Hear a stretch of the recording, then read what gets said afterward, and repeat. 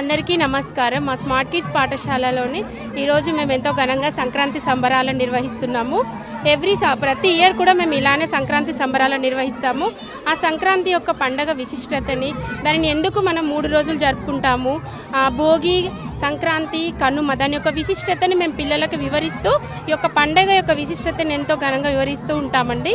అలాగే సంక్రాంతి పండగ సూర్యుడు మకర రాశిలోకి ప్రవేశించిన రోజున సంక్రాంతి పండగ నిర్వహిస్తారు. అంటే రైతులు తను పంట పండించినప్పుడు మొదటి పంట వాళ్ళ చేతికి వచ్చినప్పుడు దానిని ఎంతో ప్రాధాన్యత ఇస్తూ పండగకి జరుపుకుంటూ ఉంటారు. అదే యొక్క విశిష్టతని మేము విద్యార్థులకు వివరిస్తూ ఉంటాము. అదేవిధంగా సంక్రాంతి యొక్క గొప్పతనాన్ని మేము విద్యార్థులకు తెలియచేయడానికి మాకు ఈ పాఠశాల యొక్క తల్లిదండ్రులు కూడా ఎంతో మాకు సపోర్ట్గా ఉంటారండి.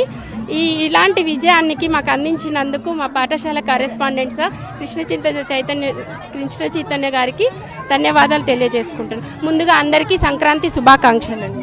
సంక్రాంతి పండుగని 3 రోజులు జరుపుకుంటాము. మొదటి రోజును భోగి పండగ అని అంటారు, రెండవ రోజు మకర సంక్రాంతి అంటారు, మూడవ రోజు కనుమ పండుగ అంటారు. భోగి రోజు భోగి మంటలతో వాళ్ళ యొక్క చెడు దుష్ప్రభావాలు పోవాలని ఇంట్లో ఉన్న పాత వస్తువులని భోగి మంటల్లో వేసి అందరూ పొద్దున్నే తెల్లవారుజామునే భోగి మంటల కాడ కాల్చుకొని ఉంటారు. అలాగే ఆ రోజు తలస్నానాలు చేసి మంచి దేవుడికి నైవేద్యం పొంగల్ చేసి పెడతారు. అలాగే రెండవ రోజు మకర సంక్రాంతి.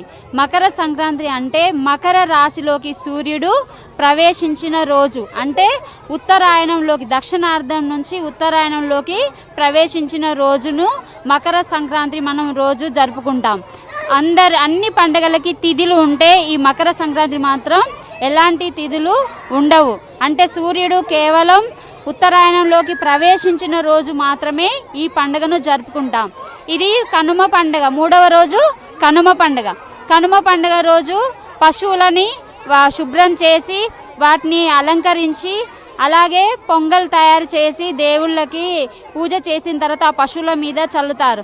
ఎందుకంటే రైతులకి కొత్త పంట చేతికి వచ్చిన తర్వాత వాళ్ళు చాలా ఆనందంగా ఉత్సాహంగా వాళ్ళ చుట్టూలో ఉన్న బంధువులని అలాగే కూతుళ్ళని అల్లుళ్ళని ఇంటికి పిలుచుకొని వాళ్ళ చేతి నిండా డబ్బులు ఉంటాయి, ఇంటి నిండా ధాన్యాలు కూడా ఉంటాయి. కాబట్టి వాళ్ళకి ఎలాంటి లోటు లేకుండా మంచి జరగడం కోసం ఈ పండుగని ఆనందంగా జరుపుకుంటారు.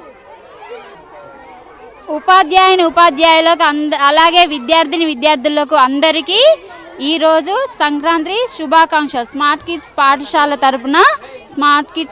తరపున సంక్రాంతి శుభాకాంక్షలు. మరిన్ని వీడియోస్ కోసం ఛానల్ ని సబ్స్క్రైబ్ చేయండి. లేటెస్ట్ అప్డేట్స్ కోసం వాట్సాప్ ఛానల్ ని ఫాలో చేయండి. అండ్ లింక్ డిస్క్రిప్షన్ లో ఉంది.